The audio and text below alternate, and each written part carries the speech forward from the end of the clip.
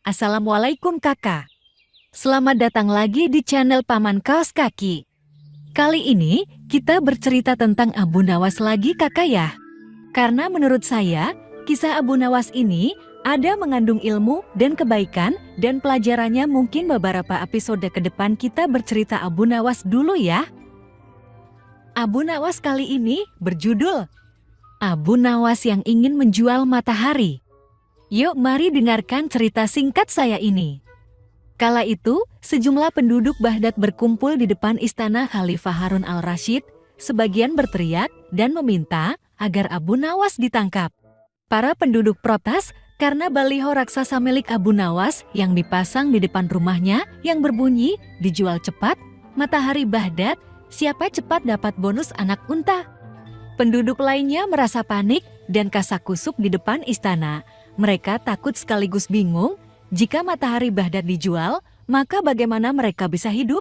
Abu Nawas, kamu serius mau menjual matahari?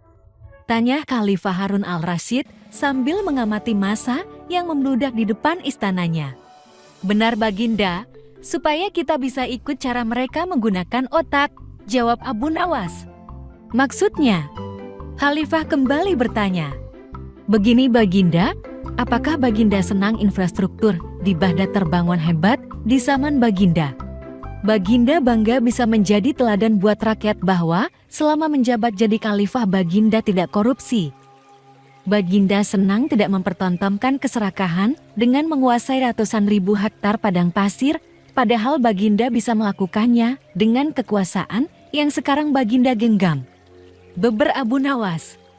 Khalifah Harun al-Rasyid yang bingung lantas meminta Abu Nawas untuk menjelaskan maksud dari ucapannya. Abu Nawas, coba ke inti masalah. Jika Baginda turun dan tanya massa yang sekarang berdemonstrasi itu, ketahuilah bahwa mereka akan menjawab buat apa bangun infrastruktur, infrastruktur tidak bisa dimakan.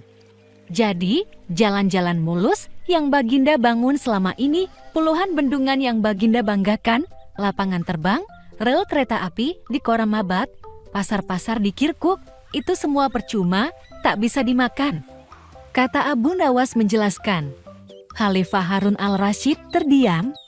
Baginda bangga tidak korupsi. Anak Baginda jual pisang goreng. Itu malah membuat mereka marah dan cemburu. Buat mereka Baginda mestinya korupsi agar mereka tak repot-repot. Lagi bikin isu tak masuk akal, misalnya Baginda keturunan Mongolia. Baginda memusuhi ulama, Baginda membiarkan partai Bates yang sudah dilarang tumbuh lagi. Wah pokoknya banyak Baginda. Lalu apa hubungannya dengan menjual matahari? Tanya Khalifah Harun al-Rasyid.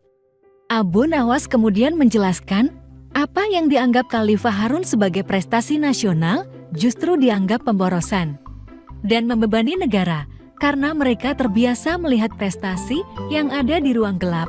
Di ruang gelap, gadis cantik tak terlihat, sebatang emas bisa dianggap besi. Tapi kalaupun mata mereka tak melihat di ruang gelap, bukankah telinga mereka mendengar, hati mereka terbuka? Bagaimana mungkin mereka menuduhku memusuhi ulama? Padahal wakilku sekarang adalah ulama besar. Jikapun mereka tak suka aku, bukankah kepada mereka sekarang aku sodorkan ulama yang dulu mereka klaim mereka bela? Mengapa sekarang mereka tinggalkan? Abu Nawas kemudian berkata, Baginda, itulah enaknya melihat dunia di ruang gelap sambil terbalik. Kita bisa menikmati apa yang mereka nikmati selama ini. Baginda tidak cepat berpikir rasional. Khalifah Harun al-Rasyid kembali terdiam. Abu Nawas lanjut menjelaskan. Percayalah Baginda, hanya dengan melihat segala sesuatu di kegelapan, Baginda akan paham mengapa selama ini mereka melihat infrastruktur megah, pemerataan pembangunan di daerah tertinggal, semuanya sama sekali tidak berguna karena tak bisa dimakan. Mohon jangan katakan infrastruktur memang tak bisa dimakan. Tapi dengan infrastruktur, kita semakin mudah cari makan. Itu cara berpikir rasional dan normal. Paduka. Massa di depan istana semakin membludak. Khalifah Harun al-Rasyid masih diam. Ia lantas memberi isyarat membenarkan ucapan Abu Nawas. Jadi, boleh saya menjual matahari? Kisah ini menunjukkan Abu Nawas sebagai pribadi yang cerdas dan peduli. Mimpi tak akan nyata karena keajaiban butuh keringat, kebulatan tekad, dan kerja keras untuk mewujudkannya.